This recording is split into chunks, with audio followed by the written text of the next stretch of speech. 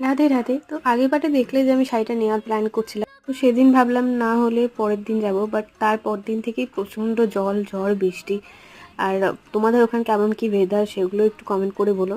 সেদিন ধরে গরমটা ছিল সেটা কেটে গেল ঠিকই, কিন্তু এর ফলে চাষিদের অনেক ক্ষতি হয়ে গেল, আর যার ফলে শাকসবজিরও দাম বেড়ে যাবে। সত্যি বলতে আমার বর্ষাকালটা অতটা ভালো লাগে না, আমার উইন্টারটা বেশি ভালো লাগে। কিন্তু যাদের বর্ষাকাল ভালো লাগে তাদের এখন খুব মজা। ব্যাপারটা কি বলতো, একঘেয়েমি ধরে বৃষ্টি হয়ে গেলে বাড়িতে বসে থাকতে একদম ভাল লাগে না, মনে হয় এবার একটু বেড়ানো যাক। কিন্তু তাও সেই জল ঝড় বৃষ্টি, আমাদের এখানে অনেক জায়গায় বাজও পড়েছিল। এমনকি দুদিন ধরে আমার ঠান্ডা লেগে আছে, তো সেই জন্য বাড়িতে ভালো লাগছে না। আর মনে হবে কখন বেরোবো কখন বেরোবো। এমনকি আমি যখন ভয়েস ওভারটা করছি তখন এখনো বৃষ্টি পড়েই যাচ্ছে, কিন্তু আগের থেকে কম হয়েছে।